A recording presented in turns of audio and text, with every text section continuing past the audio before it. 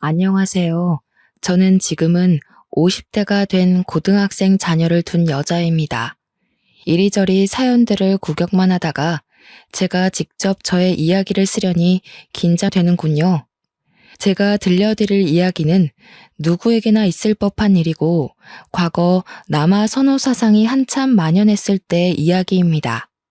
제 이야기를 듣고 많이 공감해 주실 거라 믿고 사연을 올려봅니다. 혹시라도 분노가 치밀어 오른다고 해도 이미 다 지난 이야기이고 저도 제대로 복수를 했으니 끝까지 들어주시면 감사하겠습니다. 저는 정말 어릴 때부터 남아 선호 사상에 찌든 집안에서 태어나 딸이라는 이유 하나만으로 엄청난 차별을 받으며 살아왔습니다. 오죽하면 동네 어르신들이 보다 못해 어디서 주워온 애 아니냐고 할 정도로 지독하게 당하면서 살았습니다. 그 어린 나이에도 차별로 인해 눈칫밥만 엄청나게 먹었고 저도 모르게 세상을 그렇게 습득하게 되었죠. 얼마나 차별을 당했는지 아마 여기 사연을 보러 오신 분들은 상상도 못할 겁니다. 어머니는 저를 낳자마자 시댁에서 엄청난 멸시를 받았고 아들을 낳아오라는 성화에 못 이겨 몸조리도 제대로 못한 상태에서 제 남동생을 낳았습니다. 다행히 둘째가 아들인지라 어머니에 대한 대우 또한 달라졌다고 했습니다. 저를 낳고도 몸조리는커녕 아래가 아물지도 않은 상태에서 시댁 식구 뒷바라지를 해야 해서 하혈도 여러 번 했다고 그러셨었죠. 하지만 연년생인 아들을 낳고는 몸조리도 3개월간 극진하게 받고 그제서야 사람다운 대접을 받았다고 하셨었어요. 그러면서 저에게 늘 네가 고추를 달고 왔어야 내 인생이 더 폈을 텐데 하시면서 저를 못난 사람 취급을 하셨죠. 이름으로도 차별을 받았습니다. 저는 딸이라는 이유로 다음에 꼭 아들을 낳으라고 이름을 후남이라고 지었고 아들은 귀한 존재라고 귀남이라고 지었습니다. 제가 뭐 딸로 태어나고 싶어서 그랬겠습니까? 친할머니는 정말 엄청나게 차별을 하셨던 분이셨어요. 1살 차이밖에 나지 않는 7살 동생이 몸무게 25kg를 돌파할 때 초등학교에 입학한 저는 고작 16kg밖에 되지 않았습니다. 먹는 걸로 엄청나게 차별하셨거든요. 항상 뜨끈한 고기 반찬을 동생에게는 올려주시고 혹여라도 제가 한 개 집어먹을까 싶어 제 밥그릇은 나물 반찬, 김치 반찬 앞에다가만 두셨었죠. 같이 밥이라도 먹는 날에는 갈비뼈라도 한 개 얻어 양념이라도 쪽쪽 빨아먹을 수 있었습니다만 보통은 제 밥은 나중에 식구들이 식사를 마친 다음에야 주셨습니다. 저에게는 식구들이 도란도란 밥을 먹는 시간에 청소를 해라, 네 속옷을 빨아라 하며 일을 시키셨어요. 그때가 고작 제 나이 8살 때입니다. 저는 초중고 내내 자라면서 제 옷을 단 한 번도 사본 적이 없었습니다. 아니, 사주신 적이 없다고 해야 정답일까요? 사촌들이 안 입는 옷을 물려받거나 정 옷이 없으면 동네에 있는 헌옷 수거함 있죠? 거기서 제 사이즈에 맞는 옷을 찾아와서 빨아 입으라고 하셨습니다. 남동생은 그 어릴 때부터 스포츠 브랜드부터 시작해서 중상위급 브랜드 옷을 턱턱 사주셨죠. 저는 5일장에서나 살 수 있을 법한 고무 운동화를 신고 다니는 동안 동생은 나이키며 아디다스며 각종 브랜드 신발 신상이 나오면 막 사주셨고요. 오죽하면 제 동생이 저한테 누나라고 불러본 적이 없었습니다. 당연했죠. 가족 어르신들이 그렇게나 차별하는데 동생이 제가 누나로 보였을까요? 그냥 말 못하고 시키는 대로 하는 몸종 같아 보였겠죠. 이거 해라 저거 해라 동생의 깐깐함도 제가 다 뒤집었어야만 했습니다. 자칫하다가 동생을 울리는 날이라도 오면 정말 쌀이대로 매타작을 받아야만 했습니다. 밥만 축내는 망할년. 고추도 없이 태어나서는 뭘 저렇게 처먹기는 잘 처먹는지. 저는 말라붙은 찬밥 덩어리에 김치를 먹으면서도 저런 소리를 들어야 했습니다. 동생과 할머니 손을 붙잡고 슈퍼라도 가는 날에는 너무나도 곤욕스러웠습니다. 맛 좋아 보이는 빵과 과일, 과자들이 즐비한데 제가 살 수 있는 물건은 단 한 개도 없었으니까 말입니다. 동생은 비싼 바나나를 턱턱 담고 과자들을 한아름 담아 할머니 방에 숨겨두고 거기서 몰래 하나씩 까먹었죠. 저에게 단 한 개의 과자도 빼앗기지 않기 위해 그런 짓을 했었습니다. 저희 부모님도 똑같은 사람이었습니다. 아버지란 사람은 제게 아예 관심이 없었고 어머니란 사람은 저를 챙겼다간 자기도 메타작 받을 게 뻔하다면서 저를 멀리했죠. 어느 날은 깡마르고 볼품없이 해진 옷을 입고 다니는 제가 불쌍했는지 슈퍼집 할머니가 저만 몰래 부르시더라고요. 아가야, 우째 이리 불쌍하게 사노. 이거 내 몰래 줄 테니께는 들키지 말고 혼자 무라. 알았지? 슈퍼집 할머니는 제게 비싼 과자를 하나 손에 쥐어주셨어요. 그게 저에게 처음으로 베풀어진 친절이었다고 하시면 믿으시겠어요?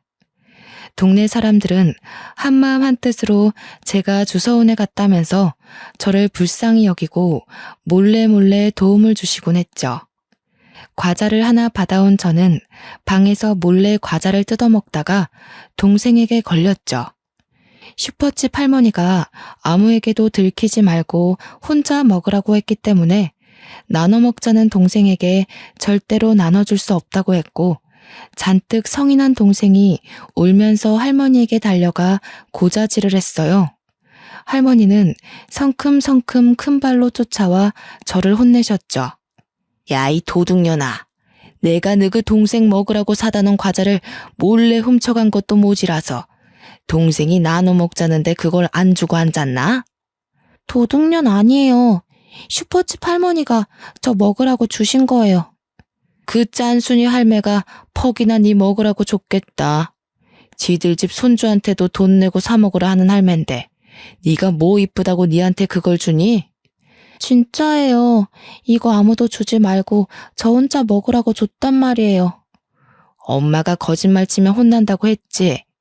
엄마는 동생과 할머니 편에 서서 오히려 나서서 저를 혼내셨죠. 그렇게 등짝을 얻어맞고 비싼 과자는 2개밖에 먹질 못하고 동생에게 빼앗겼습니다. 그날 저녁에 억울해서 밥도 못 먹고 시름시름하는 저에게 아버지란 사람은 도둑질은 나쁜 거라고 훈계를 하고 관심도 주지 않았죠. 저는 너무나도 서러웠습니다. 그렇게 유소년 시절을 버티고 버텼습니다. 어떻게든 대학은 다른 지방으로 가서 독립을 하겠다는 마음뿐이었죠. 그래도 공부는 꽤나 했기 때문에 서울에 있는 기숙사 학교도 노려볼 만하다고 생각했습니다. 하지만 그런 제 마음은 산산조각이 났죠. 수능을 치르고 온 날 예상외로 더 좋은 성적이 나와 원서를 쓰게 된 돈을 좀 보태달라고 부모님께 말씀드리니 기가 차다는 듯이 콧방귀를 끼셨습니다. 얘가 무슨 헛바람이 들어서 대학을 가겠다고 하는 거야? 니는 네 동생이 대학 갈 거 보고 뒷바라지할 준비를 해야지. 어디 지지배가 대학을 가서 공부를 하겠다고 돈을 달라 할 수가 있어? 네 원서 쓸 돈도 없으면서 어떻게 등록금 내고 생활비 쓰고 하려고. 저는 말문이 턱 막혔습니다. 대학을 가겠다는 생각 자체가 틀려먹은 거라면서 저에게 동네 근교 외진 고속도로 길 앞에 있는 공장에 취직을 하라고 하더군요. 거기는 늘 사람이 부족하다고 했다면서 여태까지 먹여주고 입혀주고 했으니 그 돈을 갚아야 하지 않겠느냐 했습니다. 너무 서운해하지 말거라. 자고로 아들이 기둥이고 아들이 우리 집안을 일으킬 운명이니까는 너는 그 뒷바라지 잘만 하면 된다. 네 동생이 잘 되고 나서 설마 네 모른 척 하겠나? 그리고 어차피 네 동생이 우리도 모시고 살고 할 낀데 당연히 동생이 잘 돼야 가정이 평안한 기라. 저는 그렇게 매일 아침 셔틀버스를 타고 공장으로 출퇴근을 해야 했습니다. 동창들은 대학에 가기도 했고 재수를 하기도 했고 담임 선생님은 저의 성적을 보시고는 대학 진학을 포기한 것을 너무나도 아쉬워하셨습니다. 저는 그날 담임 선생님을 붙잡고 엉엉 울어버리고 말았죠. 집안에서 차별을 받는 것도 서러운데 성적이 잘 나와도 배우고 싶은 공부를 더 못한다는 서름은 정말 감출 수 없었습니다. 담임 선생님 또한 미리 알았으면 어떻게든 대학에 보내려고 했을 텐데 미안하다고 제 손을 꼭 잡아주시더라고요. 가족들을 제외한 타인의 뜨뜻함이 정말 너무 벅차게 슬프더라고요. 저는 매일같이 공장에 다니면서 그 당시에 고작 80만 원을 벌었습니다. 요즘처럼 근로 시간이 정해져 있지도 않고 최저임금이라는 것 자체가 없었기 때문에 80만 원이라는 돈도 크게 느껴졌죠. 첫 월급을 받자마자 당연하다는 듯 엄마가 돈을 내놓으라고 하더라고요. 저는 월급이 60만 원이라고 속였습니다. 옆집 순이는 80만 원인가 90만 원인가 받는다던데 너는 왜 60만 원이고? 나는 이제 막 들어갔고 아직 고등학교도 졸업 못했다고 월급 많이 못 준대요. 어머나 이 사기꾼들 2월이면 졸업하는데 아직 해 안 바뀌었다고 졸업 안 했다고 돈을 덜 주나?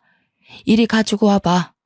저는 그렇게 20만 원이라도 몰래 모을 수 있다는 것에 감사했습니다. 공장에서 일하는 동안 6개월마다 꼬박꼬박 월급을 올려주었지만 저는 계속해서 집에다가 월급이 60만 원이라고 속였어요. 제가 공장에서 일하는 4년 동안 제 남동생은 삼수를 했습니다. 어찌나 돌대가리인지 공부에는 전혀 소질이 없음을 저는 진즉 알아봤지만 그래도 사내가 대학은 나와야 한다면서 밑 빠진 독에 물 붓기 마냥 공부를 시키더군요. 밤마다 술에 취해서 오토바이나 타고 사고나 일으키는 문제한테 무슨 기대감이 있는 건지 모르겠지만 저 묵묵히 공장에서 제 할 일만 했습니다. 그래도 집에다가 꼬박꼬박 60만 원씩 가져다 주니 월급날에는 고기 반찬도 내어주고 하더라고요. 물론 제 입에 들어가는 고기를 빤히 보는 둥 저희 친할머니는 그것조차 아까워하셨지만요.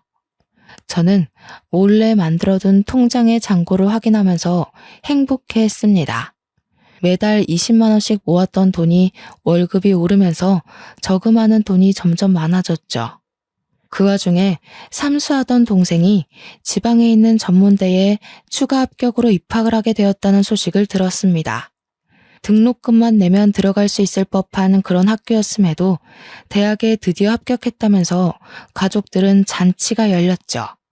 우리 귀남이가 대학을 저쪽 지방으로 가게 돼서 이제 집을 나가 살아야 하는데 후남이 니 모은 돈 좀 있다며? 제가 돈이 어딨어요. 월급 다 엄마 드리고 있는데. 뭐라는 거야 정말.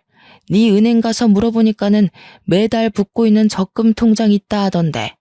내가 그거 금액도 다 확인하고 왔으니 얻는 통장 내놔라. 은행 가서 확인을 해봤다고요? 그래. 네 그거 벌써 2천만 원 넘게 모았던데. 딱 우리 귀남이 자취방 구할 돈으로 적당하더라 얘. 빨리 돈 내놔. 저는 그렇게 아무런 힘도 못 써보고 모아둔 적금까지 들켜 빼앗기고 말았습니다.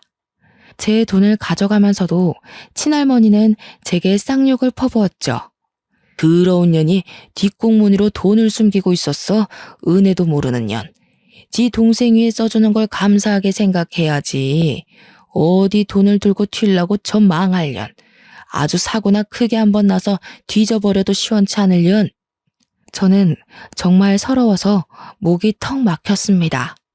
바보같이 악이라도 한번 써봤어야 했는데 그러지도 못하고 방에서 다음날 출근 준비를 해야만 했죠. 동생은 제게 놀리듯이 잘 쓸게 한마디 하고는 집을 구하러 다녀야겠다고 방은 원룸보단 투룸이 좋겠다고 신나서 떠들고 있었습니다. 저는 다음날 퉁퉁 부은 눈으로 출근을 했고 평소 친하게 지내던 언니에게 이 모든 이야기를 털어놓았습니다. 언니는 제게 아주 잠깐 고민을 하더니 집을 탈출하고 싶으냐고 영영 인연을 끊고 살고 싶으냐고 묻더라고요. 그러면 후남이 너 내가 서울에 있는 좋은 일자리가 하나 있는데 거기 소개시켜줄까? 서울이요? 제가 갈 수 있을까요? 응, 거기 지금 대규모로 채용하고 있어서 아마 네 경력이면 붙고도 남을 거야. 대기업 공장이라서 일은 지금이랑 비슷한데 복지도 훨씬 좋고 월급도 2배 이상일걸? 숙식도 제공되니까 집 구할 필요도 없어. 그럼 언니가 가야지 왜 저한테 소개를 시켜줘요? 언니는 남자친구 때문에 이 동네에서 벗어나기 힘든 거 알잖아. 우리 곧 결혼할지도 모르고. 아무튼 후남이 네가 가면 딱 좋겠다. 저는 언니의 말을 듣고 그 공장에 입사 원서를 냈고 최종 합격까지 일사천리로 정해졌습니다. 저는 가족들에게 아무런 말도 하지 않고 떠날 준비를 차근차근 했죠. 미리 회사의 사정을 이야기하고는 기숙사 주소로 택배를 통해 몇 개 없는 짐을 붙여놓고 출근을 하는 척하면서 그대로 서울로 도망을 쳤습니다. 당연히 가족들과 연관되어 있는 통장들도 전부 해지했습니다. 휴대폰은 당연히 집에다가 버리듯이 두고 왔고 정확히 몇 달 뒤 해지하고 새로운 휴대폰을 개통했죠. 대기업이라 그런지 정말 좋았습니다. 기숙사도 살던 집보다 훨씬 좋은 환경이었고 틈틈이 제가 좋아하는 공부를 할 수도 있었습니다. 일의 강도는 비슷했으나 근로 시간을 넘어서면 추가 수당이 붙어서 월급은 원래 받던 공장보다 정말 2배 가까이 받을 수 있었고요. 처음에 3교대 일을 하면서 월급 통장에 200만 원이 찍혀본 것을 보고 놀라움을 금치 못했습니다. 저는 정말 열심히 그리고 악착같이 돈을 모았습니다. 여기서는 배달 음식을 시켜 먹는 일이 드물었고 밥도 삼시세끼 다 나왔고요. 제가 뭐 옷이나 가방 같은 데에 돈을 쓰는 사람도 아니었기 때문에 고스란히 월급 자체가 적금이나 다름없었습니다. 그러다가 공장에서 남자를 한 명 알게 되었습니다. 저와 같은 교대조 사람은 아니었고 그분은 관리직으로 입사를 해서 저처럼 단순 노동을 하는 것이 아닌 인사팀 쪽에서 사람들 관리하는 사람이었습니다. 훤칠한 키에 다부진 몸, 얼굴에 큰 흉터가 있어 조금 무섭게 생긴 사람이었지만 성격만큼은 온순한 사슴 같은 남자였죠. 알고 보니 남자는 꽤 유명했던 태권도 선수였더라고요. 저는 TV를 제대로 본 적이 없어서 초면이었지만 회사 내에서는 유명인이나 다름없었습니다. 전국체전에서 메달을 딴 적도 있는 사람이라고 했어요. 얼굴에 큰 흉터도 운동하다가 생긴 상처라고 하더라고요. 하지만 발목에 심한 부상을 입고 더 이상 태권도를 할 수 없어서 대기업에서 특기자로 취직하게 되었고 전혀 상관은 없지만 이곳 인사팀에서 일을 하게 되었다고 설명해 주더라고요. 당연히 연애라고는 전혀 모르던 제게 그의 친절함은 더욱 과하게 다가오게 되었고 저는 순식간에 그 남자에게 온통 제 마음을 빼앗겨버리고 말았습니다. 그 사람 또한 저의 가정사를 듣고 나서 같이 아파하면서 저의 마음을 다독여 주었죠. 저희는 그렇게 같은 공간에서 사내 연애를 하게 되었고 제가 서울로 도망친 지 3년 만에 그 남자와 함께 가정을 꾸리기로 약속을 하게 되었습니다. 그의 집으로 인사를 드리러 간 날 저는 그 어느 때보다 더 긴장하고 두려움이 앞섰습니다. 저의 가정사를 대충 이야기는 드렸다고 했지만 솔직히 제가 부모라면 저 같은 애는 며느리로 받아들이고 싶지 않을 것 같았거든요. 하지만 제 예상은 아주 산산조각이 났습니다. 제가 시댁에 발을 들이자마자 너무나도 잘 왔다면서 저를 반겨주는 시부모님 때문에 저는 제 의도와 전혀 상관없이 눈물을 펑펑 쏟고 말았거든요. 아가, 그동안 너무나도 고생 많았다. 세상에, 나도 어릴 때 줄줄이 동생들을 키우면서 힘들었었는데 우리 아가는 그런 차별로 얼마나 힘들었을까. 그런 건 흠이 아니라 세상을 꿋꿋하게 견뎌냈다는 휘장 같은 거지. 이제 우리 가족이 되면 내가 사돈댁에서 차별했던 것만큼 아가를 생각하고 살피면서 같이 맞춰갈 수 있도록 노력할게. 그렇게 말씀해 주시니 제가 눈물을 멈출 수가 없어요. 너무 감사합니다, 어머니. 저는 솔직히 반대하셔도 할 말이 없다고 생각했어요. 이렇게까지 환대를 해주시니 제가 어떻게 더 기쁠 수 있을지. 하지만 지금 제가 도망치듯 집을 떠난 터라 부모님께서는 제가 어디서 뭘 하는지 모르세요. 그렇게 차별을 받고 자랐으니 알리고 싶지 않은 게 당연하지. 우리는 그걸 흠으로 잡을 생각 없다. 아가가 하고 싶은 대로 하렴. 혼주석이야 비워두어도 전혀 부끄러울 거 없단다. 저는 시댁 식구들의 배려로 혼주석을 비운 채 결혼을 진행할 수 있었습니다. 저는 딱히 초대할 만한 친구들도 없어서 결혼식을 약소하게 진행하고 싶었지만 시아버지께서 워낙 사업을 크게 하시기도 하셨고 남편 손님들도 꽤 많아서 성대하게 치러졌어요. 그래서 저는 지금 회사에 취직할 수 있도록 도와준 고향 언니를 초대하였습니다. 오랜만에 연락이 닿은 언니는 너무나도 축하한다면서 저의 결혼식에 남편과 한달음에 달려왔습니다. 제가 그간 고생했던 것도 알고 있었기 때문에 눈물을 글썽이며 진심으로 저의 결혼식을 축하해 주었어요. 언니는 아직도 그 공장에 다닌다며 아주 짧게 회포를 풀고는 저희 부모님의 소식도 간략하게 전해주었습니다. 너 그렇게 서울로 떠난 다음에 아주 난리가 났었어. 앞으로 돈은 어쩌냐고, 누가 벌어오냐고 소리치면서 회사까지 찾아와서는 너 어딨냐고 난리 나고, 아무도 모른다고 나도 모른다 잡았대니까 공장에 한 일주일 동안 너 기다린다고 매일같이 찾아왔었다. 네 동생은 학교도 자퇴하고 집으로 들어오더니 보증금도 다 먹고 노느라 까먹었다고 돈 내놓으라고 난리치고 너네 할머니도 시름시름 앓다가 돌아가셨어. 저는 친할머니가 돌아가셨다는 소식은 조금 의외였지만 어차피 제게 연락할 방도가 없어서 전해주지 못했을 터라 그런가 보다 하고 넘어갔습니다. 결혼식이 끝날 때까지 자리를 지켜준 언니에게 고맙다고 인사를 시키고 남편도 소개시켜줬어요. 언니는 태권도 선수였던 남편을 기억하고는 신기해했습니다. 그렇게 결혼식을 무사히 마치고 신혼여행도 난생 처음 타보는 비행기를 타고 해외로 다녀왔습니다.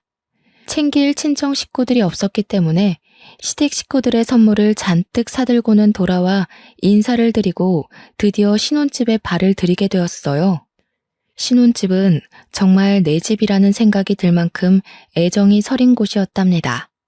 둘이 살기에 충분하다 못해 넘치는 30평형대 아파트는 어서 나와 남편을 닮은 아이를 낳아 키우고 싶다는 생각이 절로 들게 만드는 집이었어요. 그렇게 행복한 시간만 보내면 된다고 안심하던 때쯤 집에 불청객이 찾아왔습니다. 고향 언니가 제 결혼식에 다녀온 뒤 동네 친구들에게 제가 태권도 선수였던 남편과 결혼하게 된 이야기를 했는데 그게 전달되어 동생한테까지 들어가게 된 것이었어요. 동생은 당연히 인터넷에 남편 이름을 쳐보았고 근황 기사에 한 줄 짤막하게 뜬 저의 결혼 소식을 보고는 수소문해서 찾아오게 된 것이었습니다. 저는 집에 방문할 사람이 없어 누군지 몰라 문을 벌컥 열었다가 잔뜩 심술이 나 있는 엄마와 동생을 보고는 소스라치게 놀랐죠. 어릴 때 당했던 정신적으로, 육체적으로 힘들었던 그 기억들이 떠오르면서 저는 현관 앞에서 굳어버렸어요. 당당하게 저를 밀치고 들어와 저희 집을 쑥 둘러보는데 저녁을 같이 준비하던 남편이 무슨 일인가 싶어 현관으로 오던 중 저희 엄마와 남동생과 딱 마주쳤습니다. 집도 좋은데 얻었네.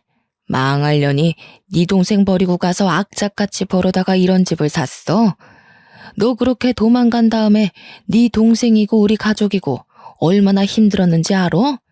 키워준 은혜도 모르는 년이 도망가더라도 매달 생활비는 보내야 할 거 아니야?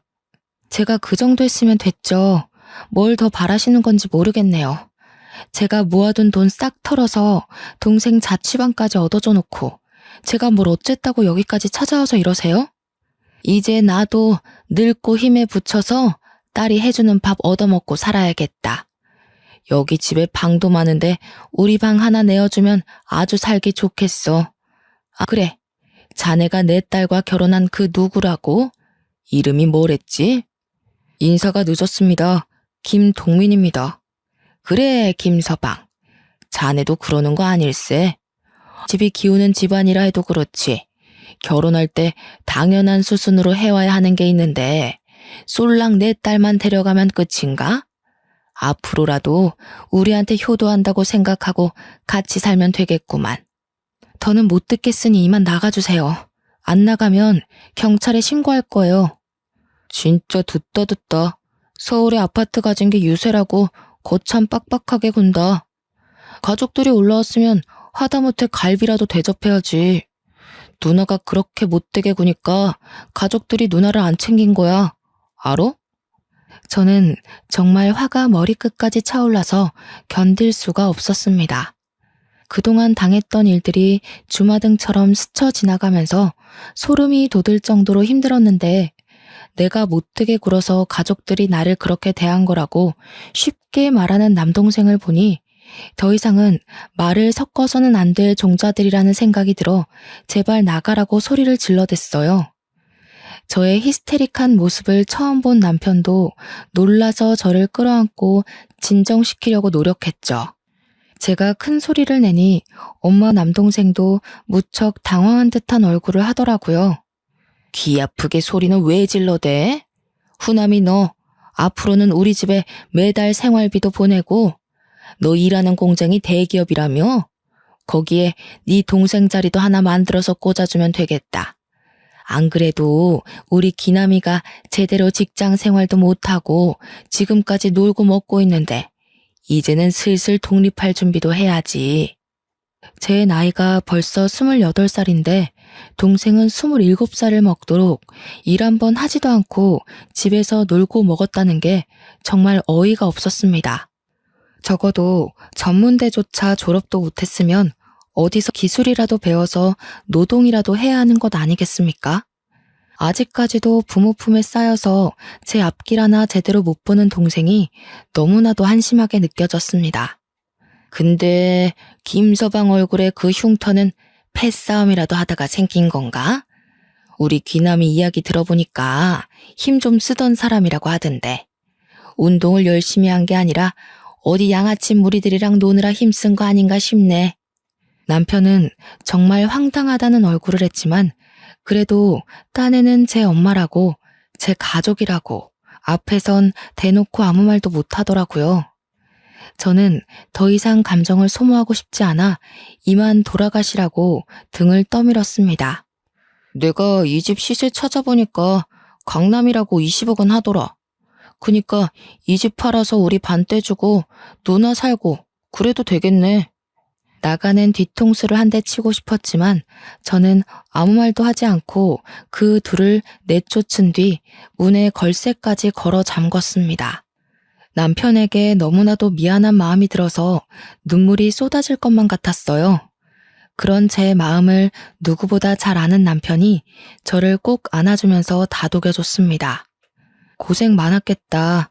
너무 힘들었겠다 하면서 저를 토닥여주는 손길에 눈물을 펑펑 쏟아냈습니다. 당연히 이 이야기는 시댁에도 흘러가게 되었고 시부모님은 저보다 더 분노하셔서 다음에는 꼭 경찰을 부르라고 하셨습니다. 하지만 그 행복도 정말 잠시였습니다. 집 현관문 앞에서 주구장창 저를 기다리고 있는 거머리 같은 가족들의 얼굴을 보면 고된 일을 끝내고 집으로 돌아가는 가벼운 발걸음이 갑자기 무거워지곤 했습니다. 제게 당당히 저녁밥을 내놓으라고 요구하는 그 뻔뻔함에 치가 떨렸고 저는 첫날 이후로 절대 집에 발을 들이지 못하게 온몸으로 막아섰습니다. 결국 엄마는 제게 바라던 것이 있었는지 이야기 좀 하자고 저를 붙잡더군요. 이 아빠가 이제 늙어서 돈도 못 벌어오고 귀남이는 아직 할 줄 아는 게 없어서 취직도 안 되니까 우리 귀한 아들 쫄쫄 굶어 죽을 수는 없으니 뭐라도 배워야 먹고 살 텐데 말이야. 그러니까 네가 누나로서 좀 도와주고 해야 되지 않겠니? 그래서요? 저희 회사는 제가 취직시켜주세요 한다고 취직할 수 있는 회사가 아니에요. 당연히 저도 면접을 보고 들어온 거고 귀남이도 취직하려면 취업 준비를 해야죠. 무작정 이럴 게 아니라요. 그래, 그 취직 준비. 그거 하려니까 돈이 좀 필요하다.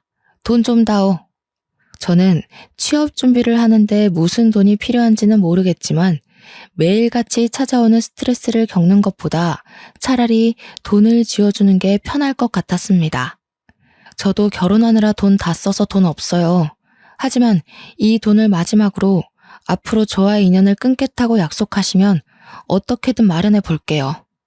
나도 너같이 은혜도 모르고 가족도 모른 척하는 망할년이랑 인연을 이어가고 싶은 생각 없다.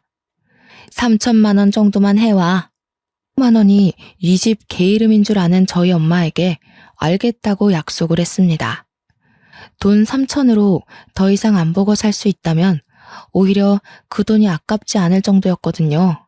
저는 다음날 바로 은행에 가서 적금 통장을 깨고 그 돈을 모두 엄마에게 송금을 했습니다. 그러자 매일같이 아파트 입구에서 기다리던 그 지긋지긋한 가족들이 보이지 않더라고요. 하지만 그것도 아주 잠시였죠. 열흘쯤 지나니 이번엔 아빠가 찾아왔더라고요. 네 엄마한테는 3천 주고 왜 나한테는 아무것도 안 줘?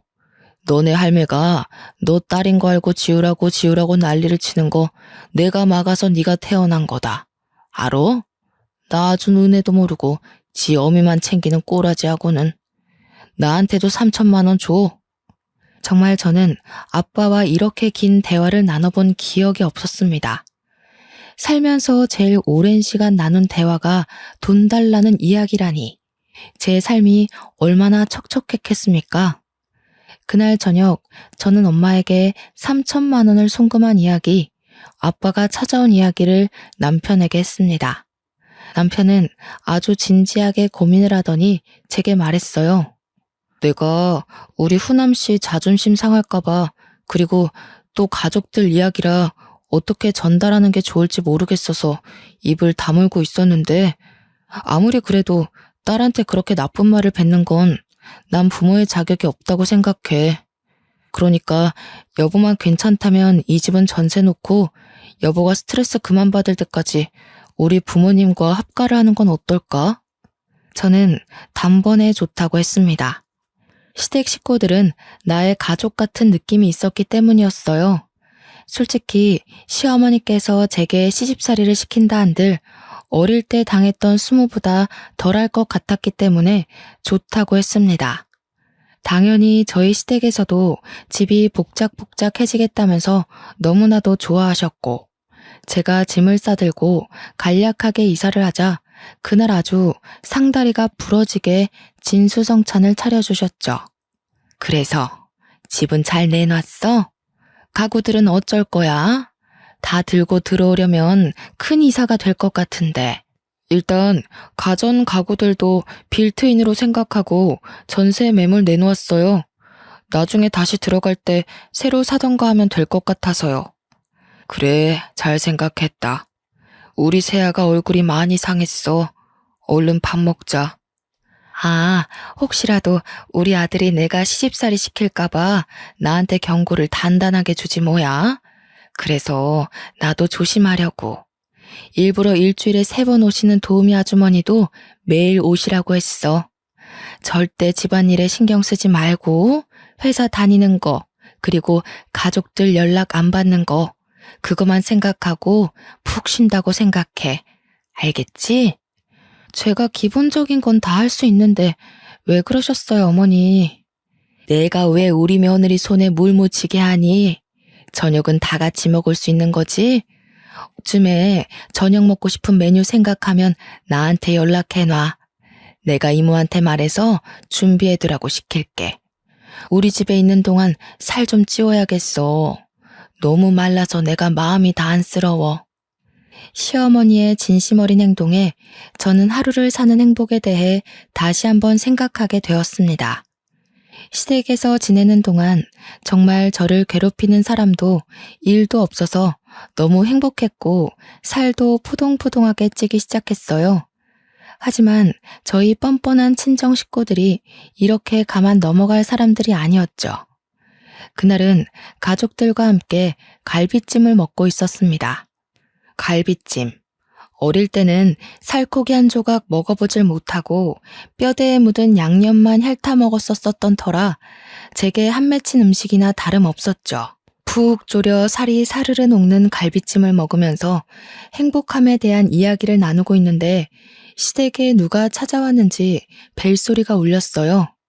시댁은 아파트가 아닌 전원주택이라 큰 대문을 넘고 들어와야 마당을 통해서 집 앞에 올 수 있었거든요. 큰 대문에서 누가 문 열으라고 고래고래 소리를 지르는데 듣자마자 딱 알았습니다. 저희 엄마 아빠 그리고 남동생인 것을요. 제가 나가볼게요 하고 일어서자 아니라면서 시부모님도 남편도 다 같이 일어섰습니다. 아이고, 가족들이 이렇게 다 나와서 한 대를 해주네. 우리 집 못 배워 처먹은 년이 글쎄 시부모는 모시고 살면서 친정 부모는 나 몰라라 하는 게 말이 됩니까?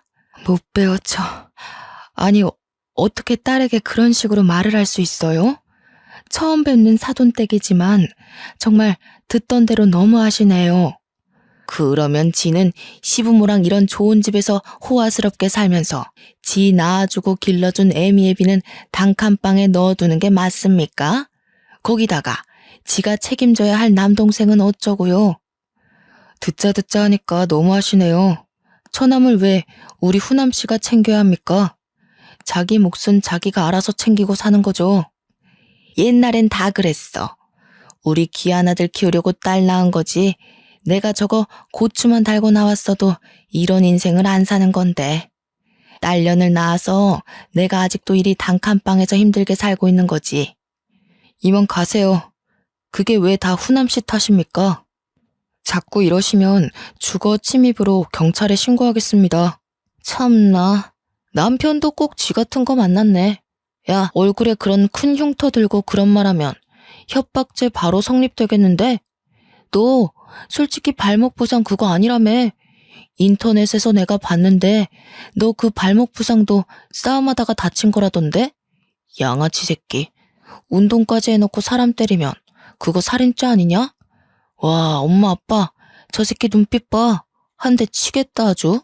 동생은 남편이 평소 시달리고 있던 악플을 봤는지 루머 가득한 내용을 면전 앞에서 뱉고 있었습니다. 참다 못한 시모가 경찰을 부르려고 하는데 남편이 동생의 멱살을 확 잡아채서 올리더라고요. 시부가 폭력은 안 된다고 말리려는데 이미 눈이 돌아간 남편이 힘으로 동생을 들어올리자 친정 부모님도 난리가 났습니다. 태권도를 그리 오래 하고 아직도 운동을 취미 삼아 하는 남편의 힘을 맨날 술이나 먹고 게임이나 하는 동생이 어떻게 이기겠어요? 발이 땅에서 떨어지자 캑캑거리면서 침을 흘리는 남동생에게 남편이 크게 경고를 했습니다.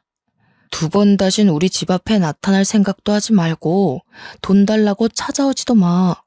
그리고 말이라는 거 그렇게 함부로 뱉으라고 있는 거 아니야. 알겠어? 내가 우리 후남씨 상처받는 거 옆에서 보면서 참고 참았는데 뚫린 입이라고 그렇게 짓거리고 다니면 너 진짜 뒤진다. 친정 부모님도 남동생 눈이 뒤집어 까지면서 캑캑거리니 2번 다신 찾아오지 않겠다고 우리의 놔주라며 소리를 쳤어요. 그 꼴이 제법 웃기고 하찮아서 저는 가만히 지켜보고 있었죠. 내가 잘못했네. 우리가 2번 다신 돈 달라고도 안 하고 나타나지도 않을 테니 우리의 놔줘. 그래 김서방, 가족끼리 이러는 거 아닐세. 우리가 하란 대로 할 테니 우리 귀남이 죽겠어. 내팽겨치듯 멱살을 풀어주니 바닥에 철푸덕 자빠지는 꼴이 우스워서 저는 웃고 말았습니다. 기침을 크게 몇 번 한 동생은 호흡을 크게 하면서 벌벌 떨더라고요. 살면서 그런 취급을 받아본 적이 없으니 꽤나 놀랐을 겁니다. 뒷공문이 빠지게 돌아서는 세 명의 모습을 보니 속이 참 시원하더라고요. 시아버지는 한 번만 더 찾아오면 경찰을 부를 거라고 뒤통수에 대고 소리를 쳤고, 시어머니는 제 손을 꼭 잡아주었습니다. 남편은 저보고 식어버린 갈비찜을 어쩌냐며 매일 다시 먹자고 아무렇지 않게 이야기하더라고요. 참 든든했어요.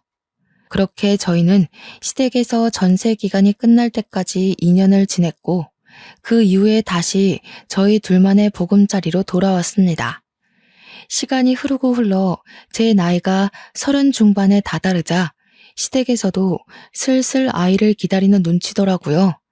그래서 저희는 이제 아이를 낳자는 계획을 세우고, 저는 10년을 넘게 다닌 회사도 퇴직을 하기로 마음먹었습니다.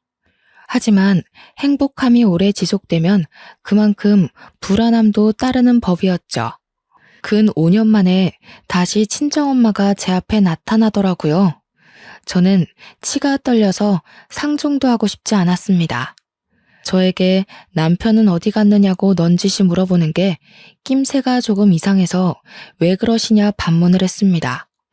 우리 귀남이가 간암이라서 간이식을 받아야 한다고 하는데.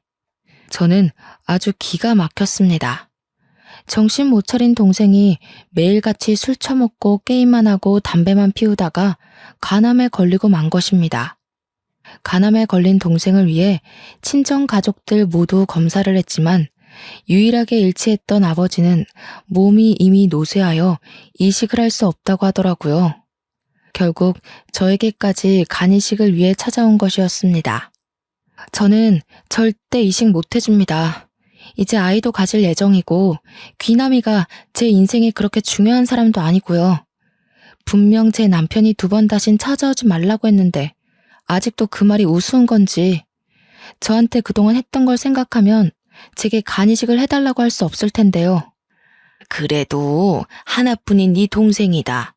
우리 집안을 먹여 살리고 일으켜 세울 기둥인데 이렇게 허무하게 보낼 수 없지 않니?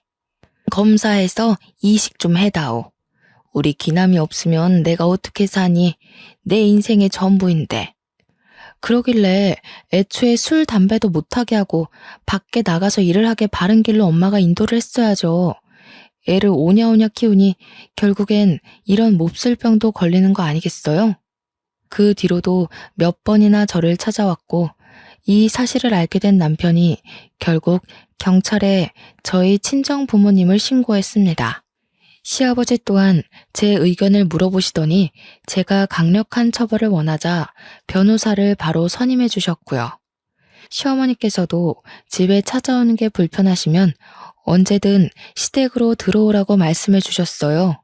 결국 제게 생떼를 부리며 난동을 치던 저희 엄마 아빠는 남편이 신고한 경찰에게 붙잡혀갔고, 경찰서에서 저는 정확한 처리를 요구했습니다. 결국 소송까지는 가지 못했지만 유능한 변호사님 덕분에 접근금지 신청은 가능했어요. 세상에 핏줄이라고 꼭 제 모든 걸 희생해야 하는 건 아니에요. 저한테 간이라도 맡겨놓으셨어요? 어릴 때부터 겪었던 그 서름이 커서도 얼마나 크게 작용하는지, 이게 다 인과응보입니다. 귀남이가 죽던 말던 저랑은 상관없으니 알아서들 하시고 2번 다신 제 앞에 나타나지 마세요. 네가 누나가 돼서 간 하나 못 주는 게 말이니? 네가 다 귀남이를 위해 희생을 해야. 사돈이라고 부르고 싶지도 않지만 안 싸더니 그런 식으로 여태 우리 며느리를 대했으니 우리 며느리가 그 가족을 위해 뭐라도 하나 하고 싶겠습니까? 검은 머리 짐승이라고 사람이 어떻게 자기 배에 10달을 품어 낳은 자식에게 이런 소리를 아무렇지 않게 할 수 있습니까? 2번 다신 우리 며느리, 우리 가족 눈앞에 띄지 마시죠.